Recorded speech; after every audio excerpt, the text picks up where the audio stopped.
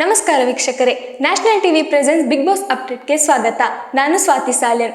ವೀಕ್ಷಕರೇ, ನಿನ್ನೆ big boss episode ನೋಡಿದಾದ್ರೆ ಮೊನ್ನೆ ಲೆಟರ್ನ ವಿಷಯ ಏನಾಗಿತ್ತೋ ಅದು ಕಂಟಿನ್ಯೂ ಆಗ್ತಾ ಇತ್ತು. ಕ್ಯಾಪ್ಟನ್ ಧನುಷ್ ಮತ್ತೆ ಅಭಿಷೇಕ್ ನಡುವೆ ಲೆಟರ್ ವಿಷಯವಾಗಿ ಏನು ಚಟುವಟಿಕೆ ಬಂದಿತ್ತು, ಆದ್ರೆ ಅದನ್ನ ಕ್ಯಾಪ್ಟನ್ ಆಗಿ ಏನ್ ನಿರ್ಧಾರ ತಗೋಬೇಕೋ ಅದನ್ನ ಧನುಷ್ ಅವರು ತಗೊಂಡ್ಕೊಂಡ್ರು. ಇನ್ನು ಮನೆಯಲ್ಲಿ ಟಾಸ್ಕ್ ಇಲ್ಲದೆ ಮನೆ ಮಂದಿ ಎಲ್ಲ ಆ ಕಡೆಯಿಂದ ಈ ಕಡೆ ಓಡಾಡೋದೇ ಆಗಿದೆ. ಅದ್ರ ನಡುವೆ ಈ ಲೆಟರ್ ವಿಷಯ ಯಾರಿಗೆ ಸಿಗುತ್ತೋ ಸಿಗಲ್ವೋ ಅನ್ನೋ ಟೆನ್ಷನ್ ಒಂದು ಕಡೆ. ಹಾಗೆ ನಿನ್ನೆ ರಿಷಾ ಅವರಿಗೆ ಬಿಗ್ ಬಾಸ್ ಒಂದು ಚಾನ್ಸ್ ಕೊಡ್ತಾರೆ. ಅದೇನಪ್ಪಾ ಅಂದ್ರೆ ಅತಿ ಹೆಚ್ಚು ಮಸಿ ಬಳಸಿಕೊಂಡ ರಿಷಾ ಅವರ ಮುಂದೆ ಗಿಲ್ಲಿ, ಕಾವ್ಯ, ಸೂರಜ್, ಸ್ಪಂದನ ಹಾಗೂ ರಘು ಸೇರಿದಂತೆ ಅನೇಕರ ಲೆಟರ್ ಇತ್ತು. ಈ ಪೈಕಿ ಅವರು ಇಬ್ಬರ ಲೆಟರ್ ಹರಿಯಬೇಕಿತ್ತು. ಅವರ ಆಯ್ಕೆ ಇದ್ದಿದ್ದು ಸ್ಪಂದನ ಮತ್ತೆ ಸೂರಜ್. ಇವರಿಬ್ಬರನ್ನ ಪರ್ಸನಲ್ ಆಗಿ ಟಾರ್ಗೆಟ್ ಮಾಡಿದ್ರು ಅಂತ ಇವರೇ ಹೇಳ್ತಾರೆ. ಅದ್ರ ಪಾಯಿಂಟ್ ಆಫ್ ವ್ಯೂ ನೋಡುವಾಗ ಸೂರಜ್ ಮೇಲೆ ಅವರಿಗೆ ಪರ್ಸನಲ್ ಆಗಿ ಟಾರ್ಗೆಟ್ ಇತ್ತು.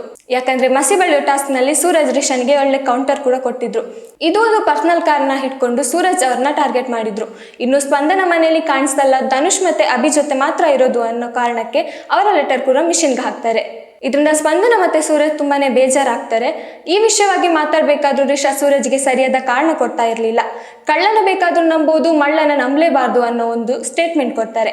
ಇದಕ್ಕೆ ಕ್ಲಾರಿಟಿ ಕೊಡುವಂತ ಸೂರಜ್ ರಿಷಾ ಹತ್ರ ಹೋಗಿ ಸಮಾಧಾನದಿಂದಲೇ ಮಾತಾಡ್ತಾರೆ. ಆದ್ರೆ ರಿಷಾ ಸರಿಯಾಗಿ ರೆಸ್ಪಾನ್ಸ್ ಮಾಡ್ಲೇ ಇಲ್ಲ. ಆಮೇಲೆ ಜಗಳಕ್ಕೇನೆ ನಿಂತ್ಬಿಟ್ಟಿದ್ರು. ರಿಷಾ ಜಗಳಕ್ಕೇನೆ ಕಾಯ್ತಿದ್ರು ಅಂತ ಅನಿಸ್ತು. ಹಾಗೆ ನಿನ್ನೆ ಧ್ರುವನ್ ಚಂದ್ರಪ್ರಭಾ ಅವರಿಗೆ ಲೆಟರ್ ಬಂದಿತ್ತು. ಈ ಮೂವರಲ್ಲಿ ಒಮ್ಮತದ ನಿರ್ಧಾರ ಮಾಡಿ ಒಬ್ಬರಿಗೆ ಲೆಟರ್ ಸಿಗೋ ಹಾಗೆ ಮಾಡ್ಬೇಕಿತ್ತು.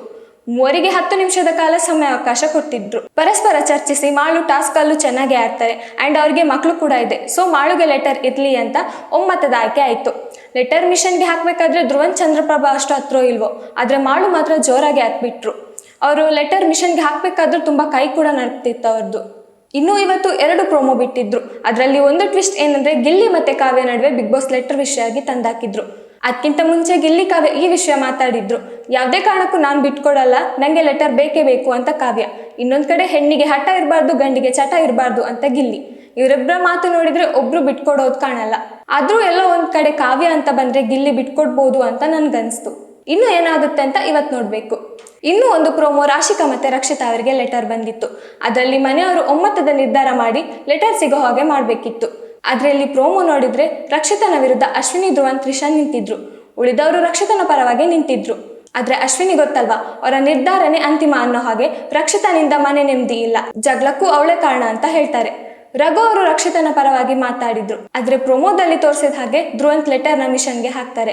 ರಕ್ಷಿತಾ ಆಳೋದನ್ನು ಕೂಡ ತೋರಿಸ್ತಾರೆ. ಆದ್ರೆ ರಕ್ಷಿತಾ ಅವರ ಲೆಟರ್ ಮಿಷನ್ಗೆ ಹಾಕಿದ್ರು ಅನ್ಸ್ತು.